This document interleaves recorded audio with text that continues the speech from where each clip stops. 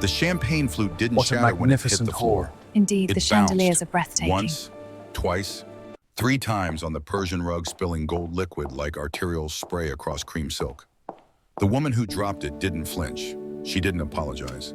She just stared at the puddle with eyes that had seen things that made broken glass irrelevant.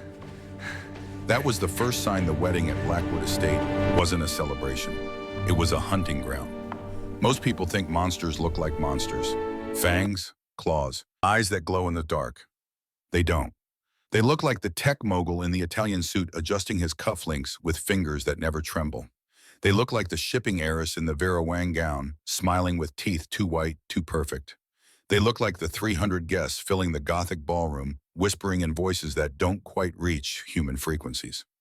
Ivy Harlow was just a waitress, 26 years old, 5 years working high-end catering in New York City, invisible to the billionaires and socialites who treated her like furniture with legs.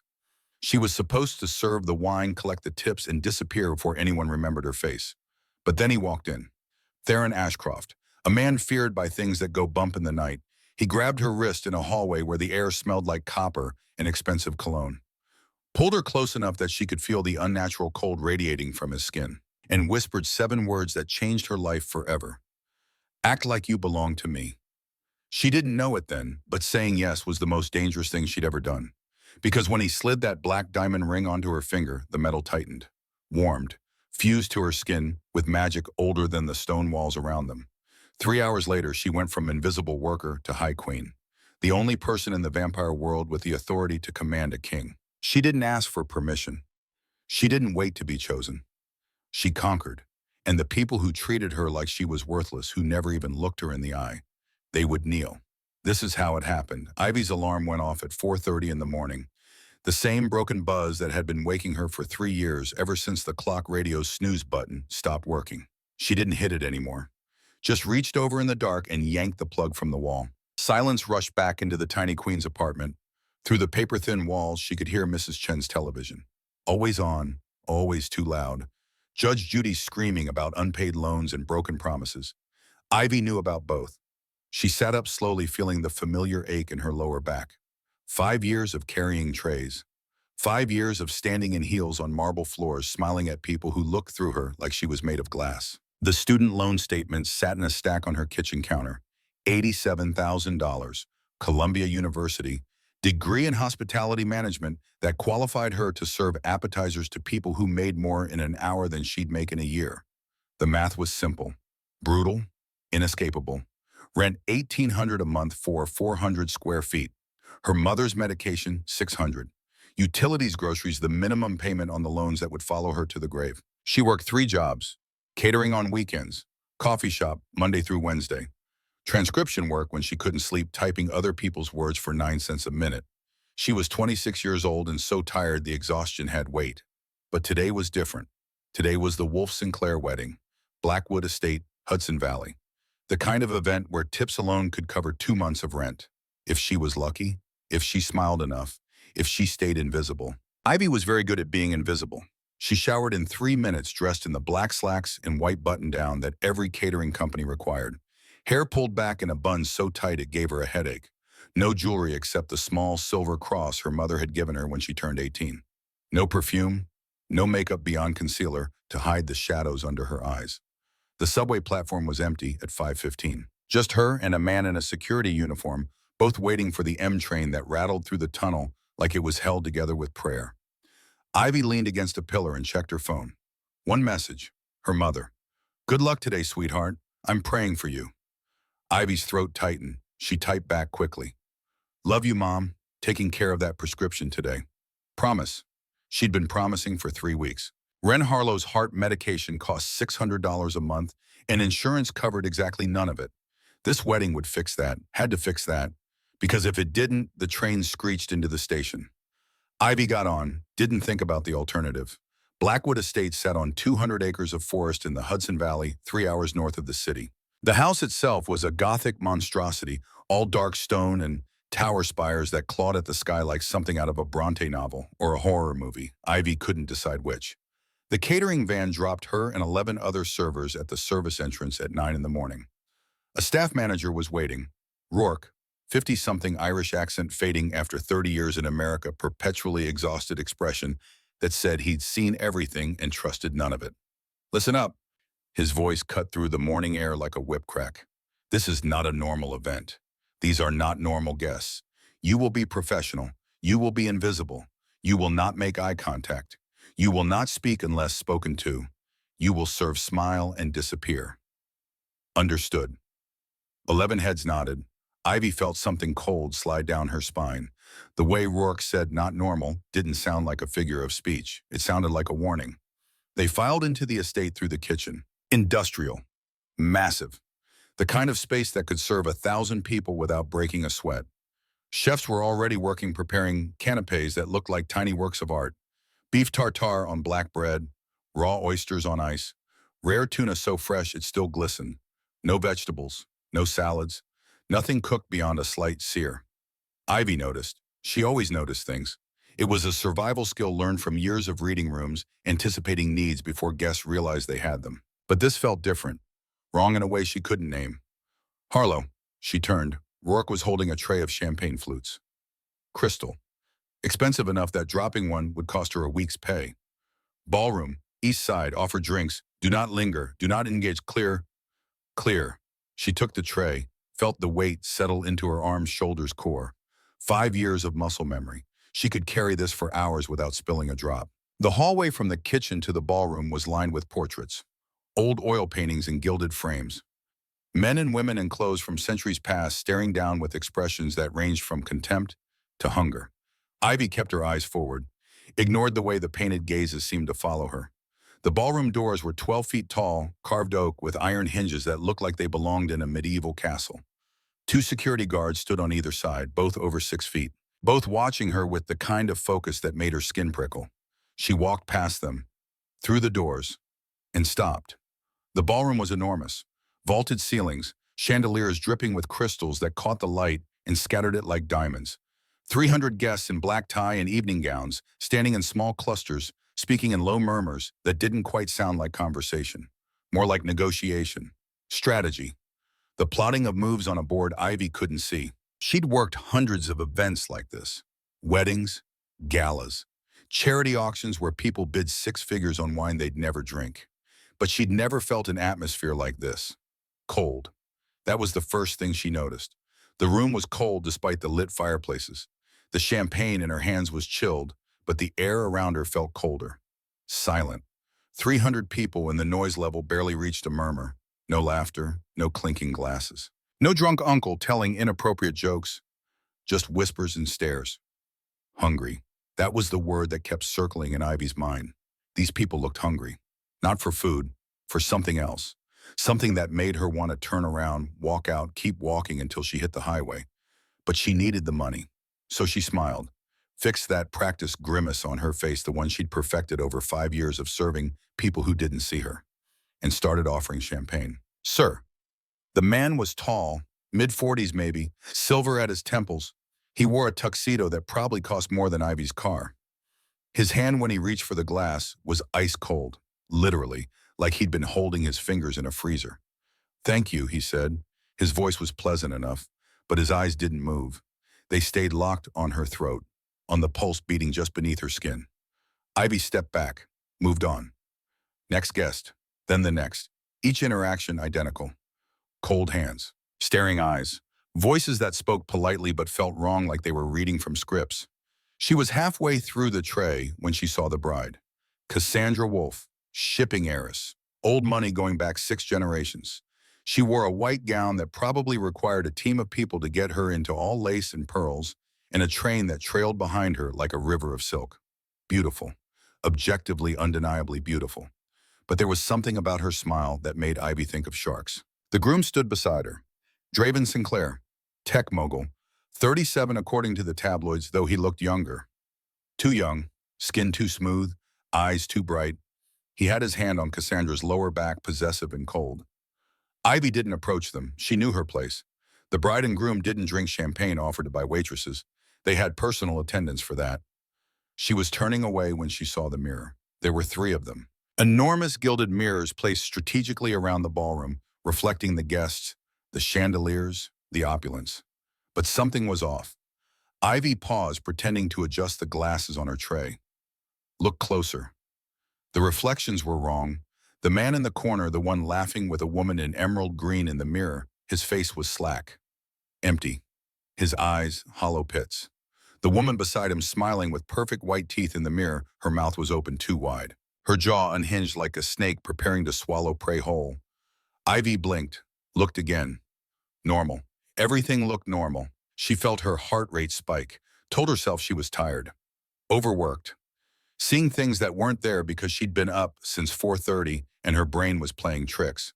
But the cold remained, and the hunger. More champagne, a voice behind her. Ivy turned. A woman in her 60s, diamonds at her throat, staring at the tray with an expression that looked more like disgust than interest.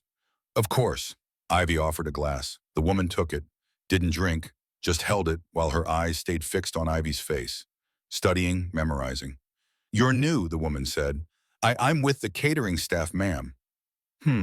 The woman's nostrils flared slightly, like she was smelling something. Lavender and fear. Ivy's hand trembled, just once, just enough that the glasses on the tray clinked together, a tiny sound that shouldn't have mattered. But in the silent ballroom, it rang out like a bell. 50 heads turned, 50 pairs of eyes locked onto her. And Ivy realized with sudden visceral certainty that Rourke's warning hadn't been about etiquette. It had been about survival. Ivy backed away slowly, kept the smile frozen on her face, pretended she didn't notice the way conversations had stopped. The way guests were watching her like wolves watching a rabbit that had strayed too far from the burrow. Her earpiece crackled. Rourke's voice sharp and urgent. Harlow, East Wing VIP Lounge. Someone spilled red wine on the white furniture. Get there now. She didn't need to be told twice. Ivy ducked through a side door, grateful for the excuse to leave the ballroom. The hallway was quieter, dimmer. The air here smelled different, metallic, like old pennies and something sweeter she couldn't name. The VIP lounge was at the end of the hall behind heavy oak doors with brass handles shaped like ravens. Ivy pushed through trays still balanced in one hand and stopped. The room was empty except for the furniture. White velvet couches arranged around a marble fireplace. And yes, there was a stain. Dark red, too dark to be wine. It looked almost black against the pristine fabric. Ivy set down her tray and pulled cleaning supplies from her apron, knelt beside the couch. The stain was still wet, fresh. She could smell it now, that metallic sweetness. Not wine, blood. The door clicked shut behind her. Ivy's head snapped up. A man stood there leaning against the door, locking it with one smooth motion. He wasn't a guest she recognized from the tabloids. Tall, dark hair swept back from a face that looked like it had been carved from marble. Sharp angles, strong jaw, eyes so dark they were almost black. But it was his presence that stole the air from the room. He radiated something cold and ancient and utterly terrifying. Power without mercy, strength without restraint. He was bleeding. A slow trickle of crimson ran from his temple, staining the collar of his white shirt. Serpent. Ivy stood slowly still, holding the rag. Her voice came out steadier than she felt. Are you injured? I can call security. He laughed, low, humorless. The sound made her ribs vibrate. Security is the reason I'm bleeding, darling. He took a step toward her. Ivy took a step back. Her heart hammered against her ribs so hard she thought it might break through.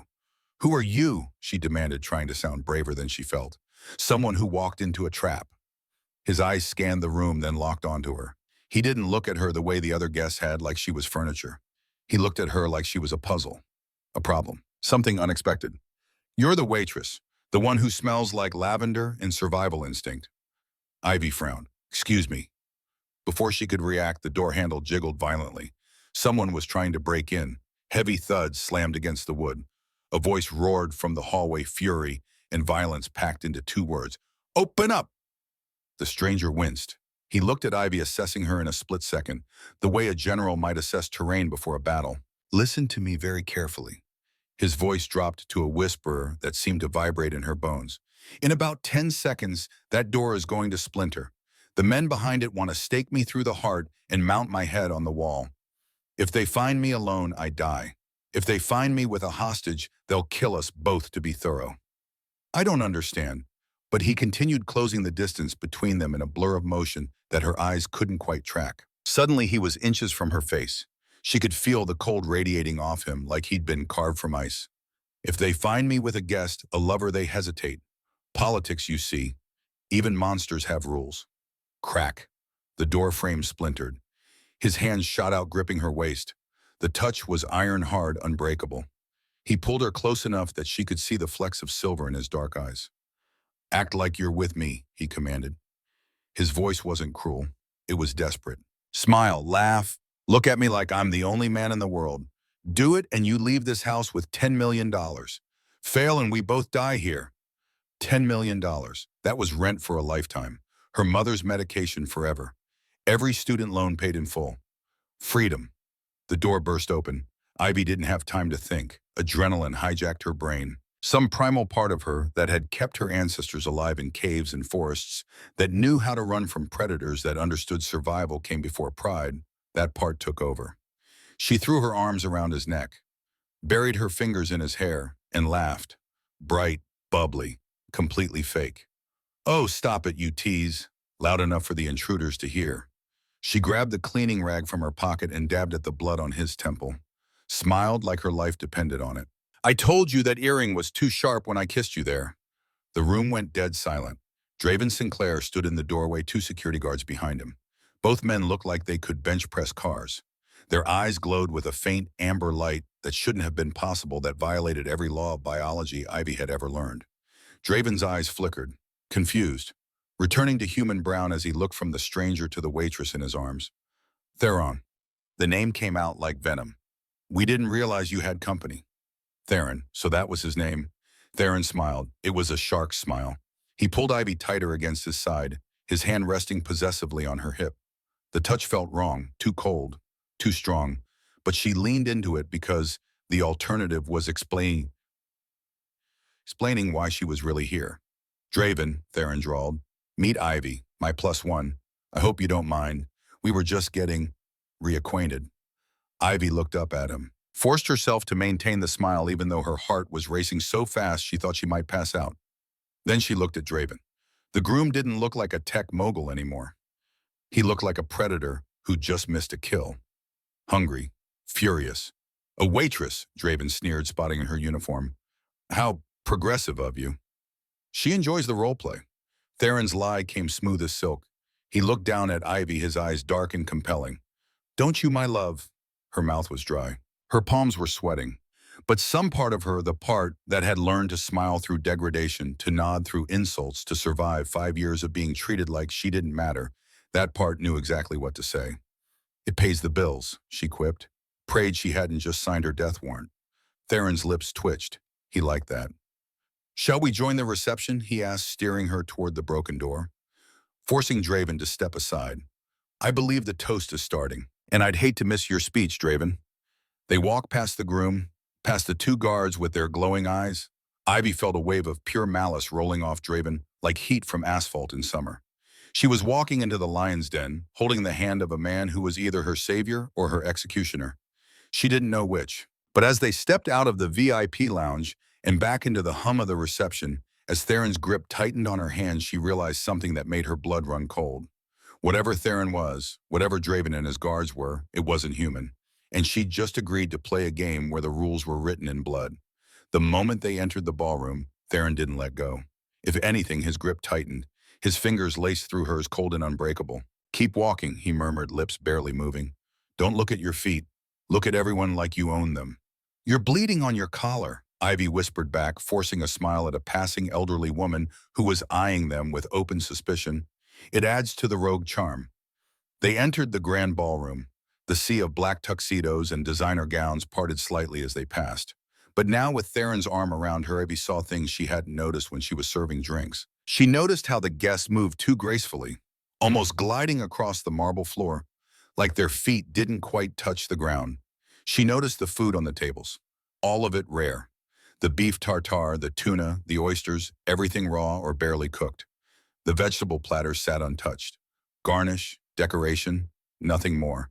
And she noticed how everyone stopped and stared when Theron entered. It wasn't respect. It was fear. "Why are they looking at us like that?" Ivy asked quietly. "Because Ivy," Theron grabbed 2 glasses of champagne from a passing waiter who looked shocked to see her on the other side of the dynamic. "I am not supposed to be here, I am the king of a clan they thought they wiped out 50 years ago, and you are holding my hand, which makes you either very brave or very foolish."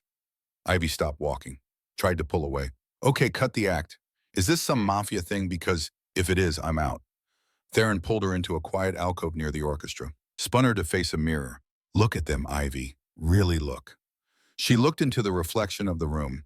At a table near the center, a woman was laughing, young, beautiful, red dress cut low enough to be scandalous. In the mirror, her reflection wasn't laughing. Her reflection's face was slack, empty, eyes hollow like a skull. Ivy gasped, blinked. The image normalized. The woman was laughing again. "The glamour doesn't work well in silver-backed mirrors," Theron explained calmly. "You're in a room full of vampires, Ivy. The Sinclair and Wolf families aren't merging shipping lanes. They're merging bloodlines to overthrow the treaty that's kept the East Coast clans from war for a century." Ivy stared at him. She wanted to laugh, wanted to call him insane, wanted to walk out and never look back. But she remembered Draven's glowing eyes, the cold hands, the way the guests stared at her throat, the mirrors that lied. "You're insane," she whispered. "I'm rich. I'm immortal, and currently I'm the only thing standing between you and Draven, serving you as the main course." Theron's voice was quiet, serious. "He knows you saw his eyes change. He knows you saw him hunting me. If I let you go, you won't make it to the parking lot." Cold sweat broke out across Ivy's back. "So what do? You act." Theron reached into his jacket pocket, pulled out a small velvet box, flipped it open. Inside sat a ring, a massive rough-cut black diamond set in ancient silver. The stone seemed to absorb light rather than reflect it. Looking at it made Ivy's eyes hurt. "Put this on." "I'm not marrying you. It's not a proposal, it's a shield." He held the ring up to the light. The diamond pulsed with a faint inner glow. "That is the sigil of the Ashcroft line. As long as you wear it, you are under my protection. By ancient law, they cannot touch what belongs to a king." Ivy hesitated. She looked across the room. Draven was whispering to Cassandra. The bride looked up, her eyes locking onto Ivy with the intensity of a sniper scope. Her tongue darted out, licked her lips, like she was tasting the air. Tasting Ivy. Ivy snatched the ring and shoved it onto her finger. It was heavy, strangely warm despite the cold metal. The moment it settled into place, she felt it tighten, just slightly, just enough to notice. "Good girl," Theron said. "Don't call me that." "Fair enough." He smiled. "Ready for round two?"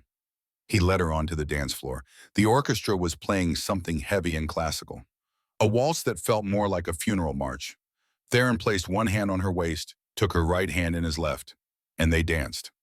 Ivy had never waltzed in her life, but Theron moved with a fluidity that was impossible, guiding her across the floor so perfectly that she felt like she'd been dancing her whole life. 1, 2, 3, 1, 2, 3. Her feet followed his without conscious thought. "You're trembling," Theron noted. "I'm terrified." "So you're a king. Where's your crown?" "I don't wear crowns. I collect debts, and the Wolf family owes me a blood debt from 1924. The music stopped. The room went silent. Draven had taken the stage. He tapped a spoon against a glass. The sound rang out like a gunshot. "Ladies and gentlemen," his voice boomed without a microphone, unnatural, enhanced. "Brothers and sisters of the night, we are honored to have a surprise guest this evening, the legendary Theron Ashcroft." Every head turned toward them. Draven continued, cruel smile playing on his lips. "And his human companion." The word human hung in the air like a curse. The hunger in the room spiked. Ivy could feel it, a collective pressure. Hundreds of eyes focused on her jugular, on the pulse beating just beneath her skin. She understood now. She was the only prey animal in a room full of predators. "Theron," Draven called out, "since you have graced us with your presence, surely you will join us for the unity toast. We have a special vintage prepared." Waiters began circulating, not the catering staff Ivy had come with. Different people, moving too smoothly, carrying trays of dark, viscous red liquid in crystal glasses. It wasn't wine, it was too thick. A waiter stopped in front of Theron and Ivy, sneered as he offered the tray. "For the lady." Theron took 2 glasses, handed one to Ivy. "Don't drink it," he whispered, barely audible. "Just hold it." "What is it?" She could smell copper, metal, life. "Blood," Theron said grimly, "but it's spiked with verbena and wolfsbane. Poison to me, hallucinogen for you. They're trying to force my hand." From the stage, Draven raised his glass. "To Theron Ashcroft, may he live Interestingly, the crowd began to chant, "Drink, drink, drink." The pressure was suffocating. If Theron didn't drink, he insulted the host, a breach of their laws. If he did drink, he would be weakened enough for Draven to kill him. Theron raised the glass to his lips. Ivy's hand shot out, grabbed his wrist. The room gasped. "My darling is on medication," Ivy announced loudly. Her voice shook but projected across the silent ballroom. "He can't mix it with vintage." She looked Draven dead in the eye, channeled every ounce of rage she felt at being hunted, at being treated like meat. And as for me, Ivy deliberately tilted her hand, poured the blood onto the pristine white marble floor. The silence that followed was deafening. She had just insulted the host, spilled ceremonial blood, declared war. Theron looked at her. For the first time, the mask of the cool, detached king slipped. He looked impressed. Then he whispered two words. "Run." "What? You just started a war." He grabbed her hand. "Run!" Theron threw his glass at the nearest chandelier. Crystal shattered. Sparks rained down on the crowd.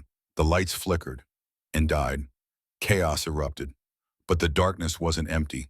It was alive with sounds, ripping silk, snapping bone, screams cut short, the wet sound of things tearing that shouldn't tear, and laughter, cold, hungry, hunting. Theron pulled Ivy through the chaos. She couldn't see, could barely breathe, but she felt his hand iron strong dragging her forward. They hit a wall, a door, fresh air. They were in a hallway, running. Behind them, the ballroom devoured itself, and Ivy realized she'd just traded one nightmare for another, because the man pulling her through the dark wasn't human. The ring on her finger was growing warmer, tighter, and when she tried to pull it off, her skin burned. The ring wouldn't come off. Theron skidded to a stop, shoved her into a library, slammed the door, dragged a massive mahogany desk in front of it with one hand, a desk that must have weighed 400 pounds. Ivy stared. "What are you?"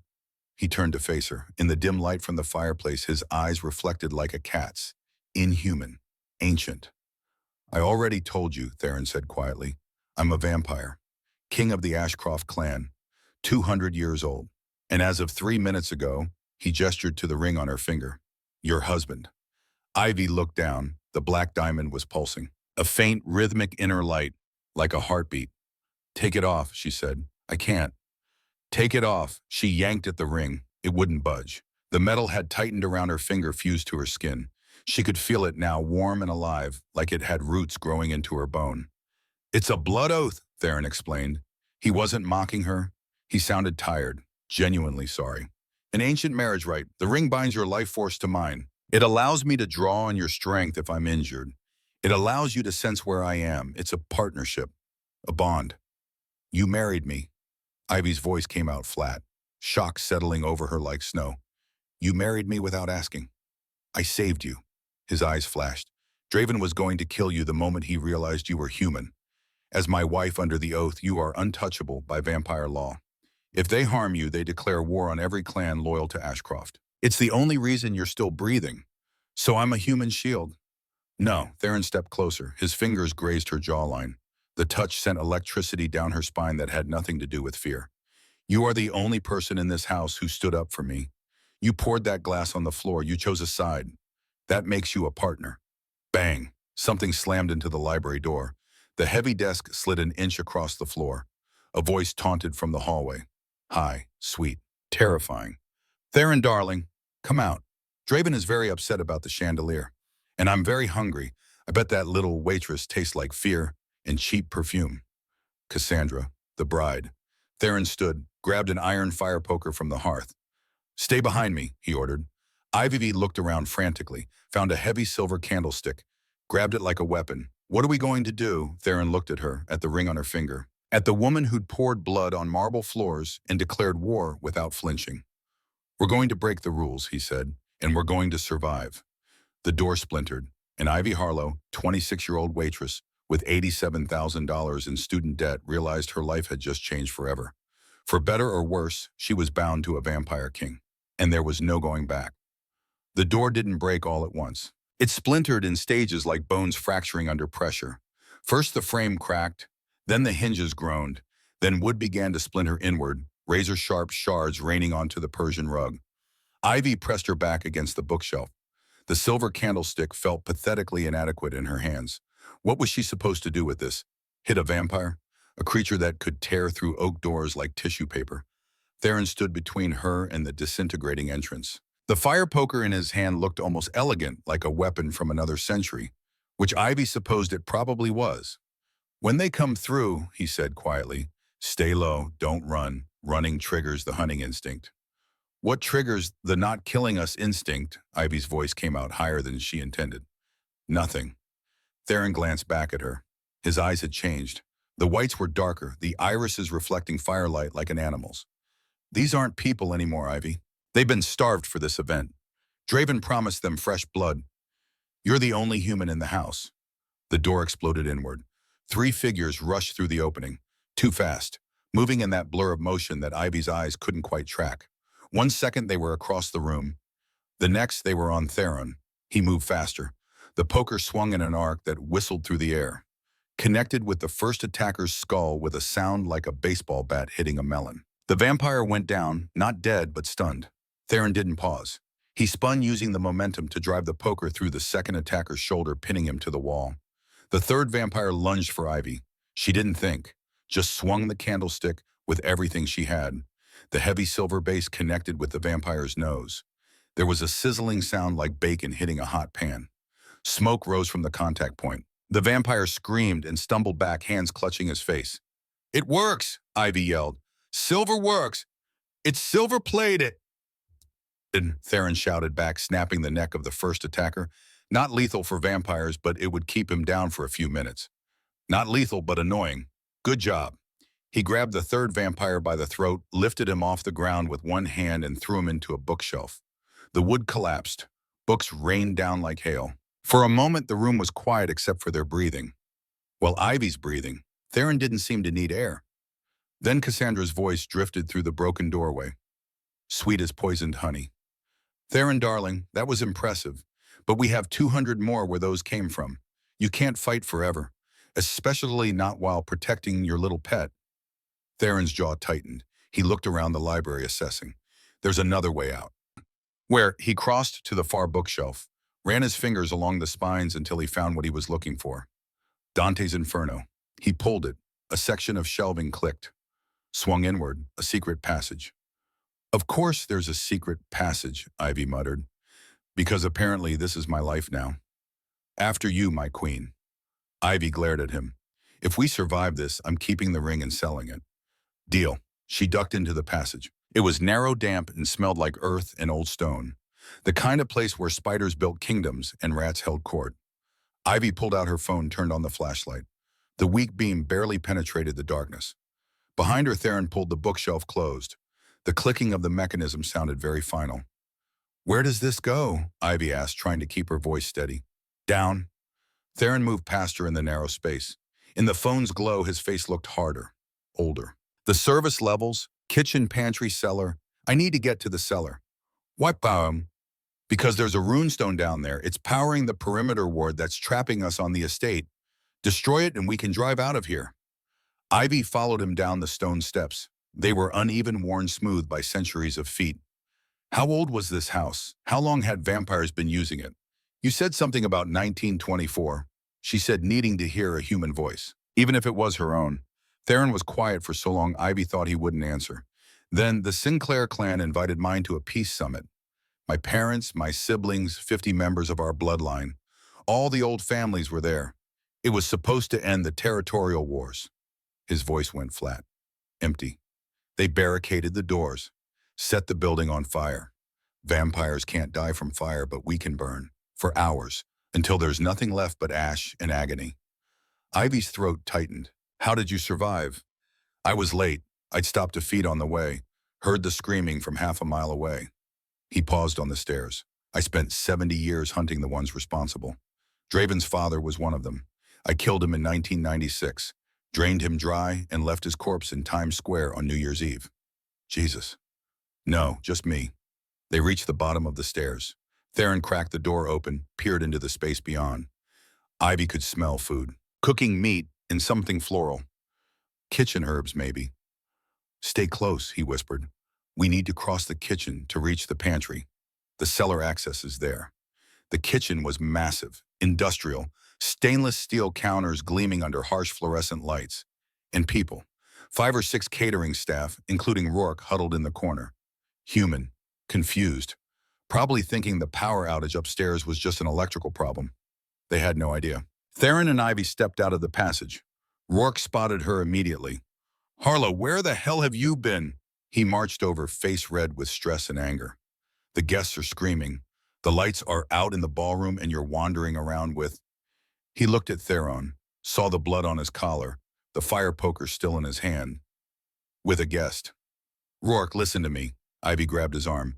"You need to get the staff out. Loading dock. Right now. Don't be ridiculous. We have a wedding cake to cut." The swinging doors to the dining hall burst open. 3 men in tuxedos entered, but they weren't men anymore. Their eyes glowed amber. Their mouths were open too wide, showing too many teeth. They moved like wolves stalking prey. One of them sniffed the air. His head snapped toward Theron. "Found him!" Rourke froze, stared. His face went white as paper. "Run," Ivy said. "What? Run." The lead vampire lunged, covered 20 feet in a heartbeat. But Theron was faster. He intercepted the attacker midair, tackling him into a rack of pots and pans. The crash was deafening, metal clanging like church bells in hell. The other two rushed forward. Ivy didn't think. She raised the silver candlestick and swung at the nearest vampire's face. The base connected with his cheekbone. More sizzling, more screaming. Silver burned them. It actually worked. The third vampire grabbed her from behind, arm around her throat, squeezing. Ivy couldn't breathe, couldn't scream. Black spots danced in her vision. Then Theron was there. He grabbed the vampire by the hair, yanked him backward with enough force to tear him away from Ivy. Spun him around, snapped his neck in one smooth motion. The vampire crumpled. Theron caught Ivy as her legs gave out. "You okay?" She nodded, couldn't speak yet. Her throat felt crushed. The first vampire was getting up from the pots and pans. Theron didn't give him a chance. He crossed the kitchen in 3 strides, picked up the vampire and threw him into the industrial freezer. Slammed the heavy door, spun the lock wheel, muffled screaming from inside, pounding on metal. "That won't hold him long," Theron said. "Maybe 20 minutes. Rourke was pressed against the wall, shaking. The other catering staff had already fled. Smart people.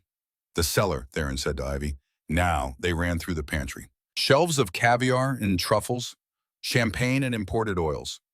Luxury food for monsters who didn't eat it. Theron kicked open a wooden hatch in the floor. A ladder descended into darkness. "Go," he said. "I'm right behind you." Ivy climbed down. The rungs were slick with condensation. The air grew colder with each step.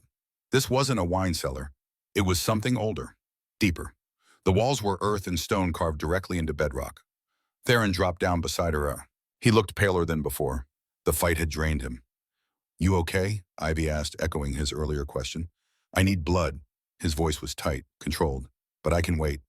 "How long?" "Oh, long enough." The cavern stretched ahead of them, lit by a faint purple glow from deeper in. Ivy could hear water dripping, the scuttle of things in the dark. "The rune stone is ahead," Theron said. "We destroy it, the ward falls, and we can leave."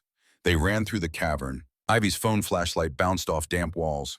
Her waitress shoes weren't made for running on uneven ground. She stumbled. Theron caught her without breaking stride. The purple light grew brighter. They rounded a corner and stopped. There it was, the runestone, a jagged piece of rock the size of a basketball covered in glowing symbols that looked like they'd been carved by something not human. It sat on a stone pedestal in the center of a circular chamber. The purple light pulsed in rhythm with the symbols.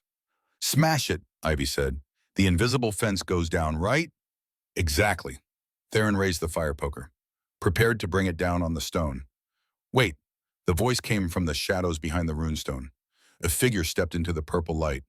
Draven Sinclair, still in his white tuxedo, still looking like a groom ready for wedding photos. He was holding a smartphone. He turned the screen toward them.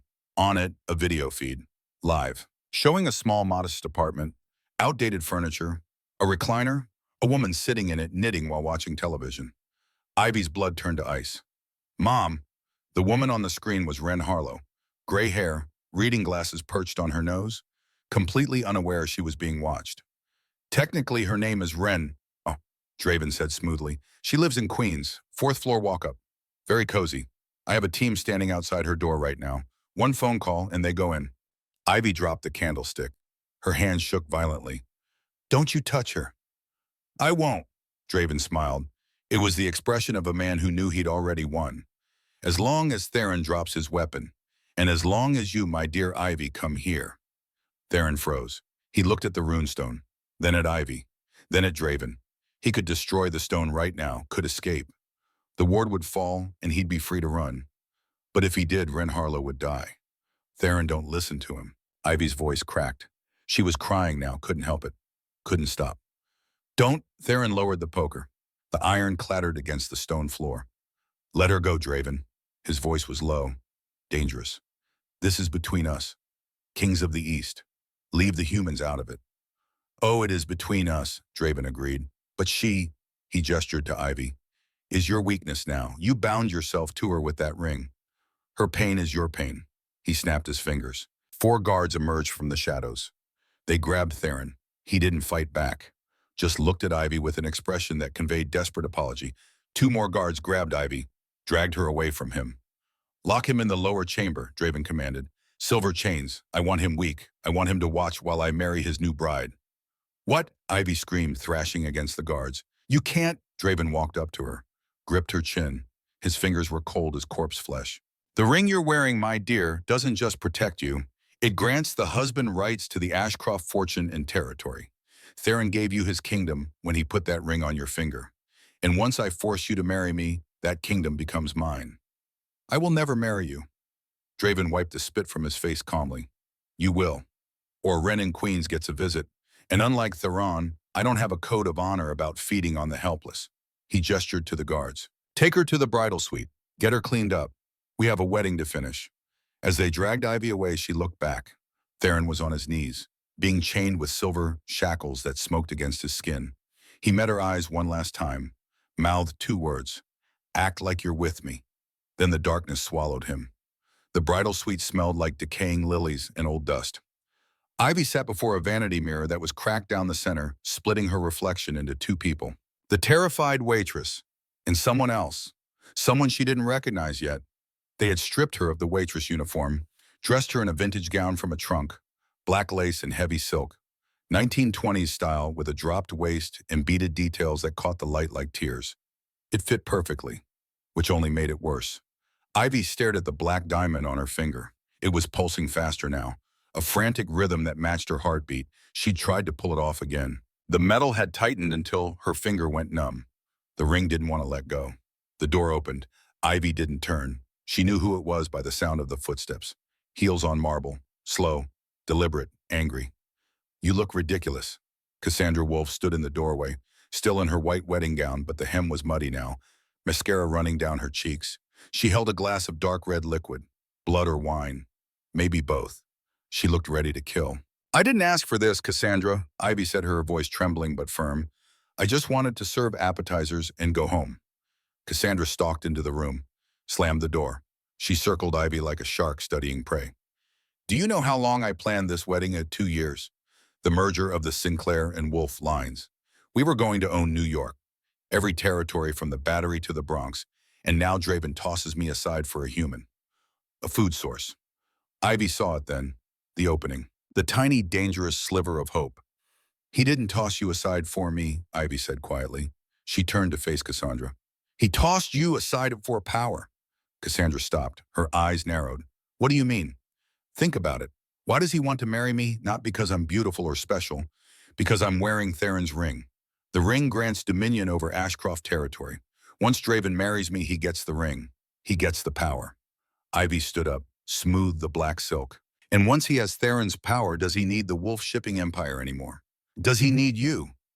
Cassandra went very still. The glass in her hand cracked. Blood wine seeped over her fingers. He's using you, Cassandra, Ivy pressed. She was gambling now. Everything on one throw. He's using your house, your guards, your reputation to steal a kingdom. And when he's done, you'll just be the ex-fiancé he discarded. You'll be nothing. Cassandra threw the glass against the wall. It shattered, leaving it a red stain that looked like a gunshot wound on the cream wallpaper. He has men outside your mother's apartment, she hissed. If you don't walk down that aisle, he makes a call. I know. Ivy felt tears sting her eyes. But those men, whose payroll are they on, Draven's or Wolfe's? Cassandra stared at her. Really looked at her for the first time. They're Wolf's security. My father's men. Then you can call them off. The air in the room grew heavy. Cassandra stood motionless, her mind racing. Ivy could see it happening, the calculations, the betrayal stacking up. The realization that Draven had been using her all along. For vampires, betrayal was currency. Draven had just devalued Cassandra's worth to zero.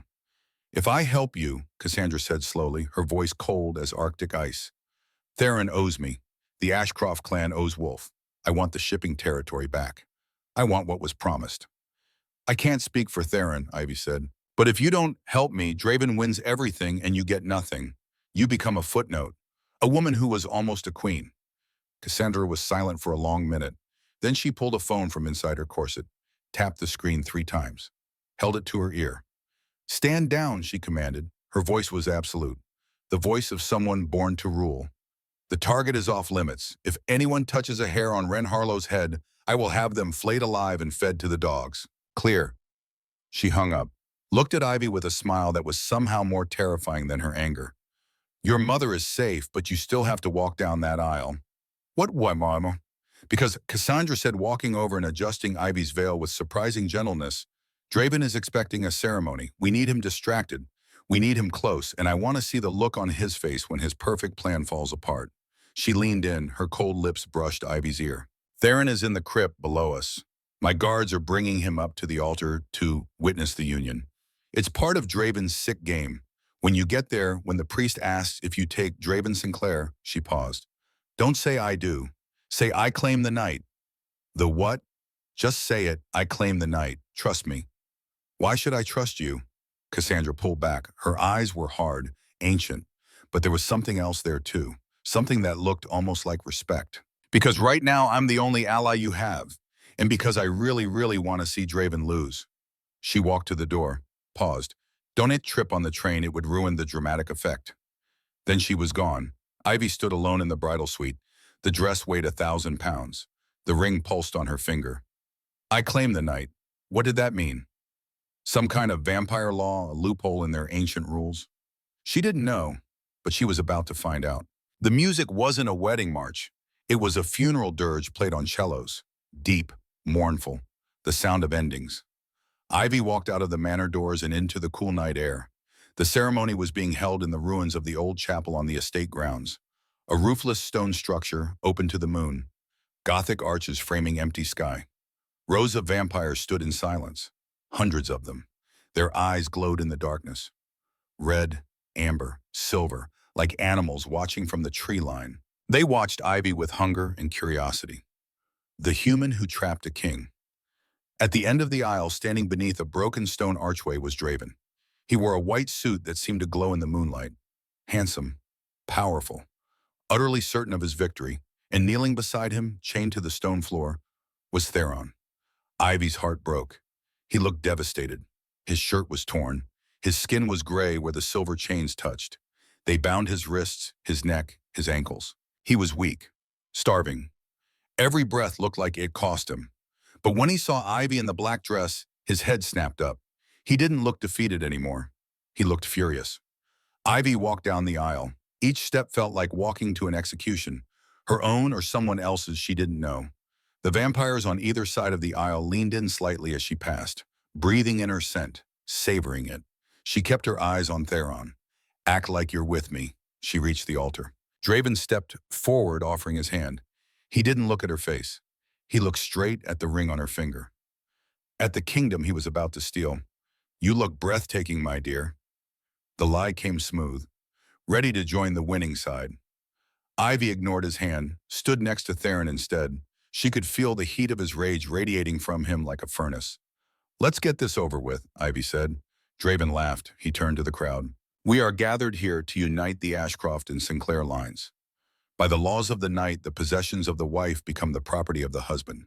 Tonight I claim the Ashcroft dominion. He turned to the priest, a gaunt figure in hooded robes, face hidden in shadow. Read the rites. The priest mumbled in Latin. Ivy didn't understand the words, but she felt the magic. The air grew thick. The ring on her finger began to burn, not just warm, hot, searing her skin. Do you, Ivy Harlow, take Draven Sinclair as your bonded mate? The silence was absolute. Even the wind seemed to stop. Draven leaned in. His eyes flashed amber. Remember your mother.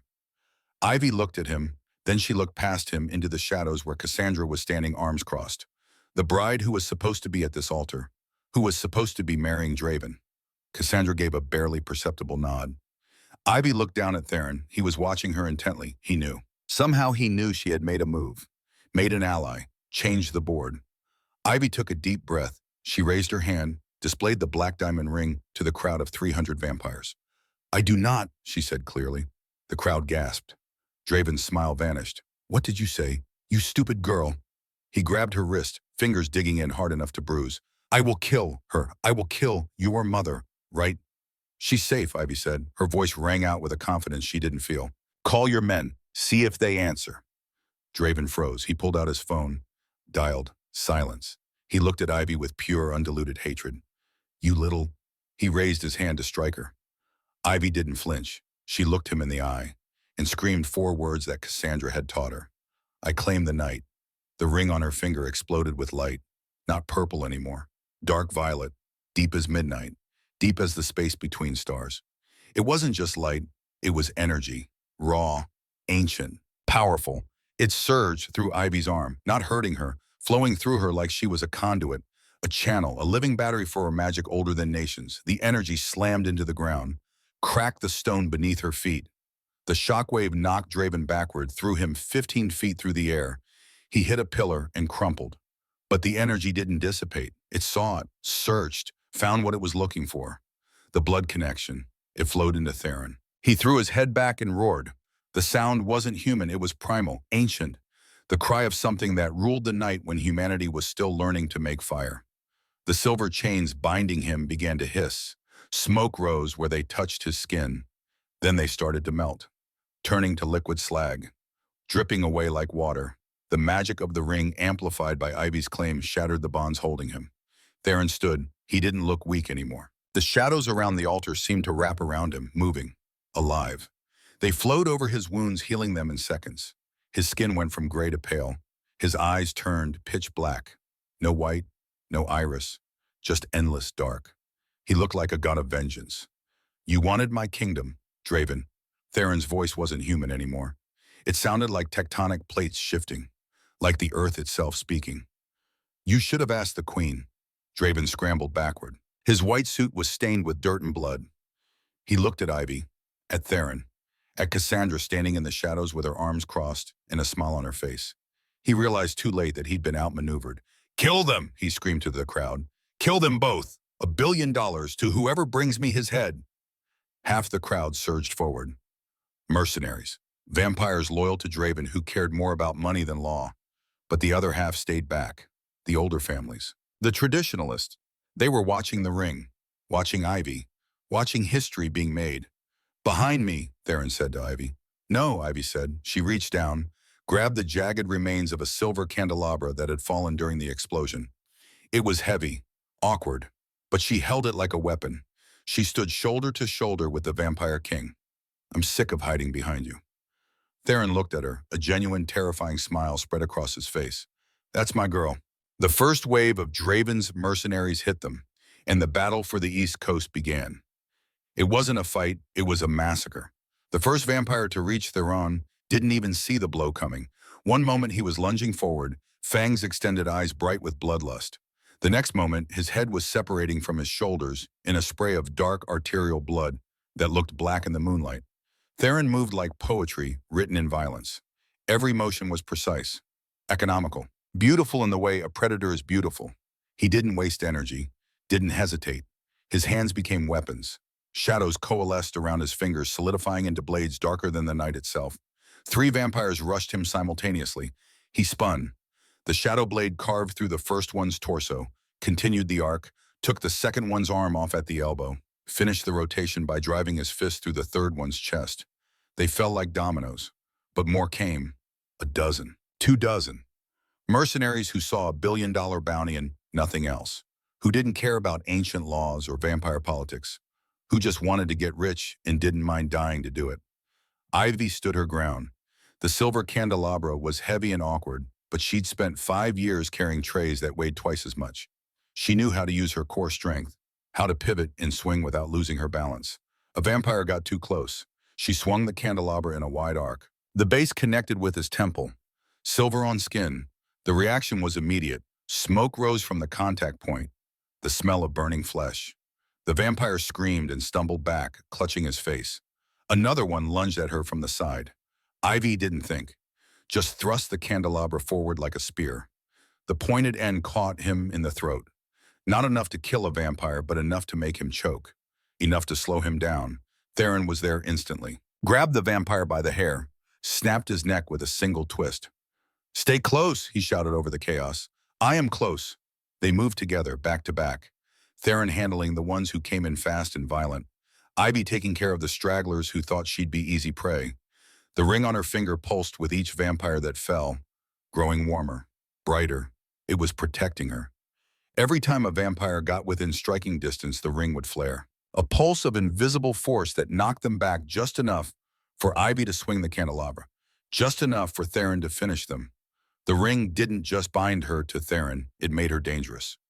Draven watched from behind a pillar, his white suit stained with dirt and his own blood. His face was a mask of rage and disbelief. This wasn't how it was supposed to go. He was supposed to win. He was supposed to take the Ashcroft Kingdom and become the most powerful vampire on the East Coast. Instead, he was watching a waitress fight vampires with a candlestick and winning.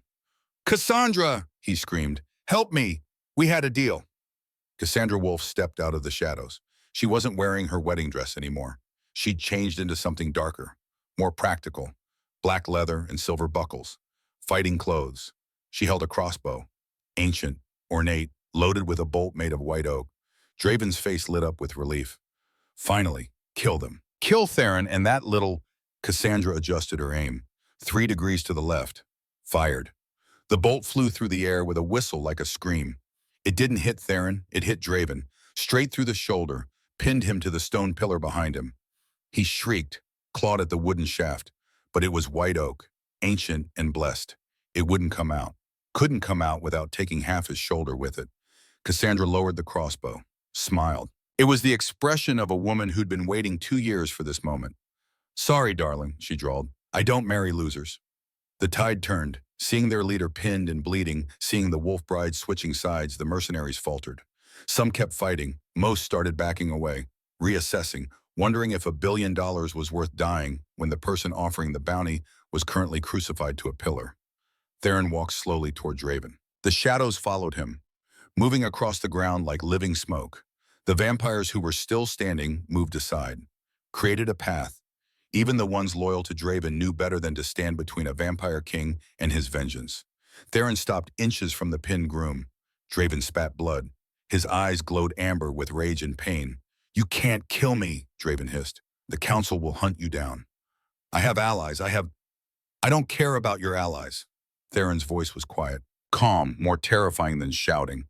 "I don't care about the council. I care about one thing." He turned, looked at Ivy. She was standing in the center of the ruined chapel holding a bent silver candelabra, wearing a black wedding dress stained with vampire blood. Her hair had come loose from its bun. Her face was scratched. She was shaking. But she hadn't run, hadn't hidden, hadn't screamed for help. She'd fought. "My queen," Theron said. "Do you have a preference on the sentencing?" Ivy looked at Draven, at the man who had threatened her mother, who had treated her like cattle, like a commodity to be bought and sold. She thought about everything he'd done, everything he'd planned to do. She could kill him. The ring gave her the power. One word and Theron would tear Draven apart. But that would make her like him. That would make her a monster. "I just want to go home," Ivy said tiredly. Her voice was small, human. "Get him out of my sight." Theron nodded. He looked at Cassandra. "He's all yours. Consider the debt paid." Cassandra smiled, a truly gruesome sight. All teeth and hunger and decades of rage finally given permission to surface. "Thank you, Theron. We have so much to discuss, starting with his assets." She walked toward Draven. He tried to pull away from the pillar, tried to run, but the white oak bolt held him fast. Cassandra leaned in close, whispered something Ivy couldn't hear. Whatever it was made Draven's face go white. Theron didn't wait to watch. He turned to Ivy. The battle lust faded from his eyes, replaced by exhaustion and something softer. Something that looked almost like relief. He reached out, took her hand, the one with the ring. "You claimed the night," he whispered, sounding awed. Do you know what that means? No, Ivy admitted. Her adrenaline was crashing. She could feel it draining out of her like water from a broken glass. I just said what Cassandra told me to. It means, Theron lifted her hand to his lips, kissed the black diamond. You aren't just my wife anymore, Ivy. You just accidentally crowned yourself the High Queen of the East Coast vampires. Ivy stared at him. What? You conquered me. By vampire law, by the magic of the ring, by the words you spoke, you outrank me now. You're not just a queen, you're the queen, the final authority. But I'm human. Not entirely, not anymore. Before she could respond, the world tilted sideways. Ivy's knees buckled. The adrenaline crash hit like a freight train. Everything went gray at the edges. Theron caught her before she hit the ground, scooped her up into his arms effortlessly. She weighed nothing to him. Less than nothing. Sleep, he commanded softly. His voice was gentle now, almost tender. I've got you. Nobody touches you now. Not ever again. And for the first time that night, Ivy believed him. She closed her eyes. Let the darkness take her. Ivy woke up to the smell of coffee and the sound of absolute silence. For a moment, she panicked, thrashed in the bed, expecting Cole's stone floors and the damp walls of a crypt, expecting vampires and blood and death. Instead, her hands found sheets made of Egyptian cotton, so soft they felt like water. She sat up gasping. The room was enormous, the size of her entire queen's apartment. Floor-to-ceiling windows revealed a panoramic view of the Manhattan skyline at dusk. The city was waking up, lights flickering on like distant stars. Easy, a voice said from the balcony.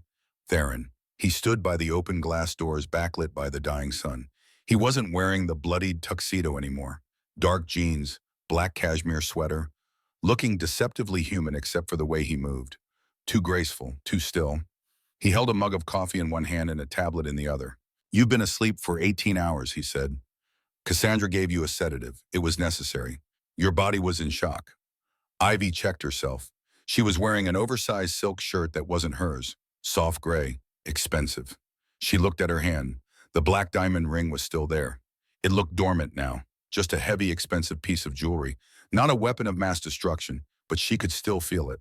A low hum against her skin, a connection to something vast and ancient. My mother. Ivy's throat was dry, raw from screaming. Safe. Theron walked into the room, set the coffee on the nightstand beside her. She's currently in a 5-star hotel in Midtown under the impression she won a sweepstakes. All expenses paid vacation. She thinks you're on a corporate retreat for work. She's fine, Ivy. I have 4 guards on her floor. Invisible to human eyes. Nothing will touch her. Ivy grabbed the coffee, drank it greedily. The caffeine hit her system like a kickstart to a dead battery. So it's over, she said, putting the mug down. Draven is gone. Cassandra has her revenge, and she looked at the ring. I need to figure out how to get this off so I can go home. Theron pulled a chair over, sat opposite her. He looked tired, but his eyes were intense, focused completely on her. About that, he started, ran a hand through his hair. We have a problem. Ivy's stomach dropped. What problem? You're safe. You are the safest person in New York City right now. Probably the entire eastern seaboard. Theron leaned forward. The problem is the title. When you shouted, I claim the night at the altar, you invoked an ancient succession law. You didn't just save me, Ivy. You conquered me. Ivy laughed nervously. Okay, very funny. I'm a waitress, Theron. I serve crab cakes for a living. I don't conquer vampire kings. The magic doesn't care about your day job. His expression was completely serious. The ring accepted you. The words were spoken in front of 300 witnesses. The council has already convened. As of sunrise this morning, you are recognized as the matriarch of the Ashcroft clan. Technically, you outrank me. Ivy stared at him. The absurdity of it washed over her like a wave. I outrank you. Yes. I can give you orders. Technically, yes, though I'd prefer if you didn't. A hint of a smile. I'm not great with authority. This is insane.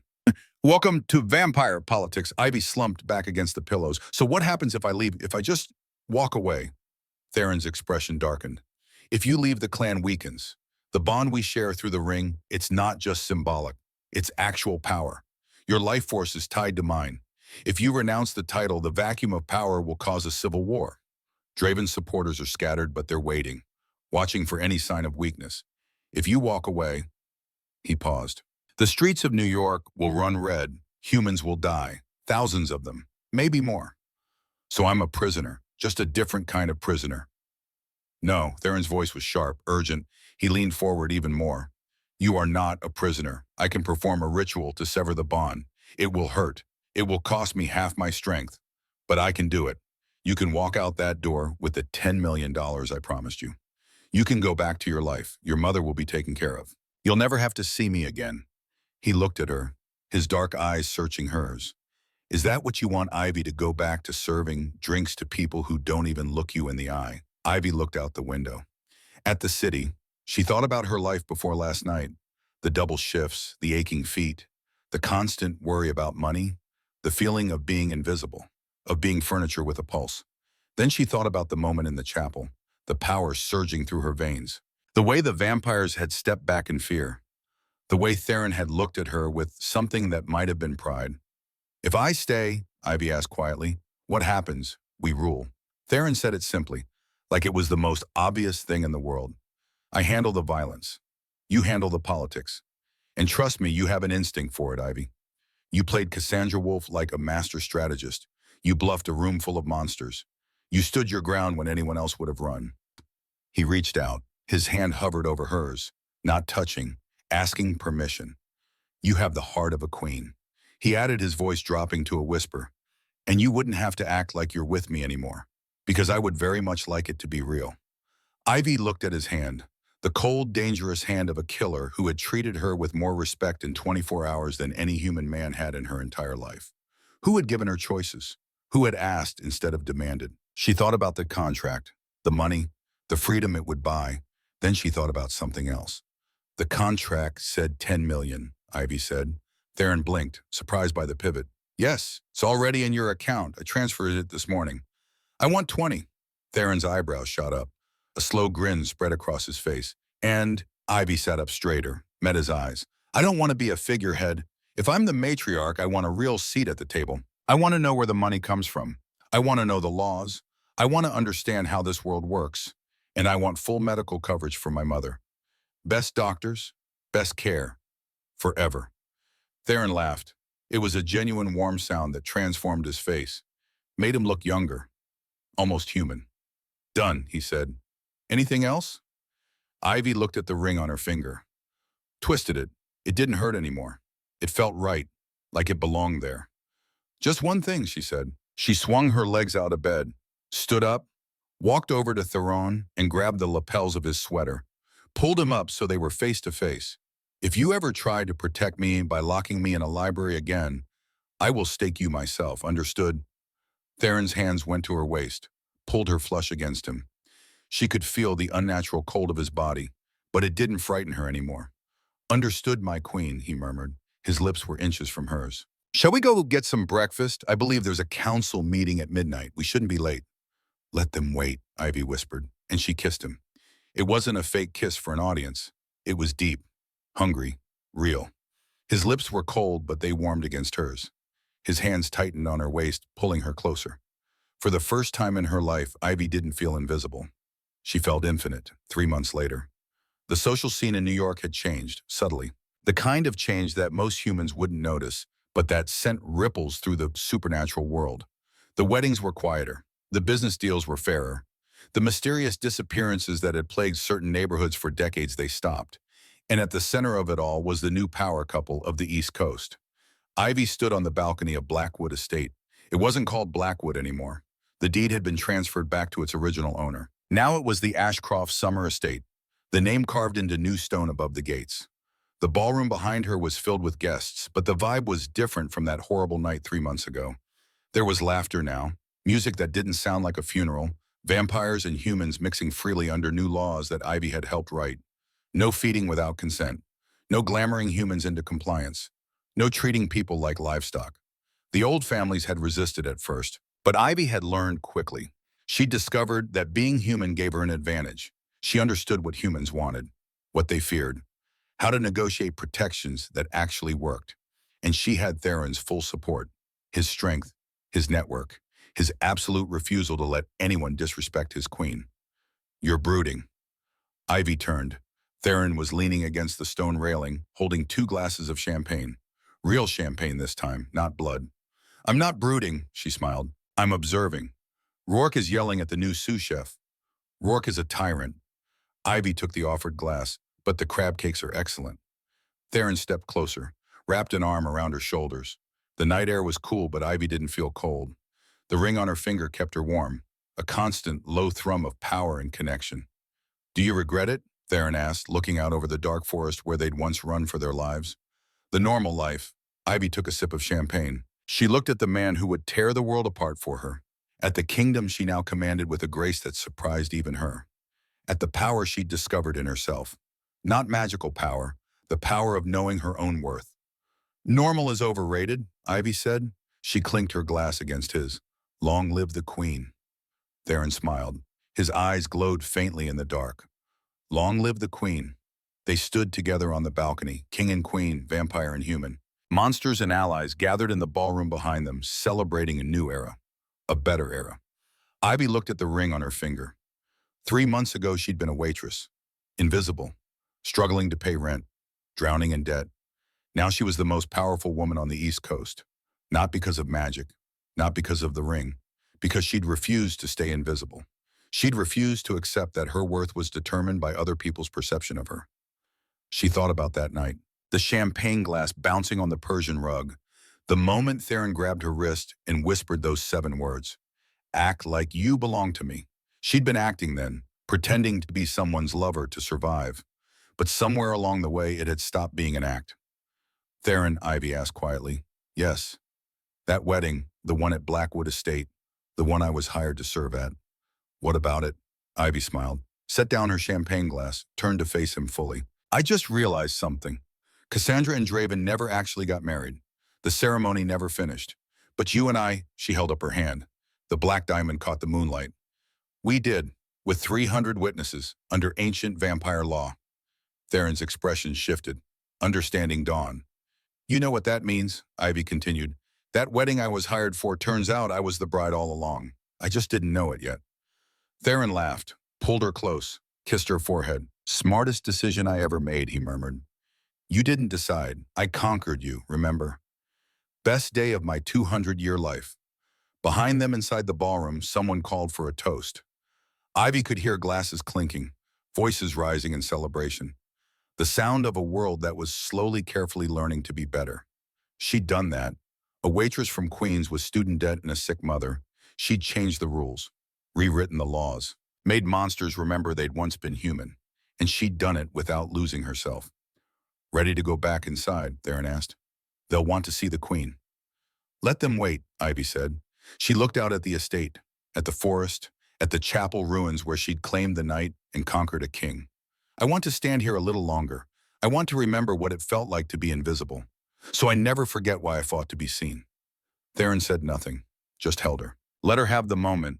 In the distance, a wolf howled, or maybe it was something else, something older, but it didn't frighten Ivy anymore. She understood now. The monsters weren't the things that lived in the dark. The monsters were the people who treated others as less than human, who saw waitresses and decided they were invisible, who looked at a young woman struggling to survive and saw nothing worth protecting. Those were the real monsters. And Ivy had spent 3 months systematically removing them from power. You know what the best part is? Ivy asked. What? Draven thought he could buy me, use me, treat me like property. She smiled. But the ring doesn't work that way. It doesn't bind people who are forced. It binds people who choose. I chose to put it on. I chose to say the words. I chose to fight. She looked at Theron, at the vampire king who had given her a choice when he could have just taken what he wanted. I chose you. And Theron said softly, will spend every night of my immortal life being worthy of that choice. Inside the ballroom, the music changed, something slower, more intimate, a waltz. Theron offered his hand. May I have this dance, my queen? Ivy took it. Let him lead her back inside, back to the world of politics and power and ancient laws, back to the life she'd chosen. As they danced, she caught sight of herself in one of the silver back mirrors, the same mirrors that had shown her the truth 3 months ago, that had revealed the monsters hiding behind glamours. But this time her reflection showed exactly what was there. No glamour, no illusion, just Ivy Harlow, 26 years old, former waitress, current queen, human, powerful, real, and absolutely, utterly visible. The music swelled. The vampires and humans danced together under chandeliers that no longer felt threatening. And in the center of it all, Ivy Harlow Ashcroft stood with the man who had changed her life by asking her to act. She'd acted, she'd conquered, and she'd won. Not because she was the strongest or the most beautiful or the most powerful, but because when the world told her she was invisible, she refused to believe it. And that made all the difference.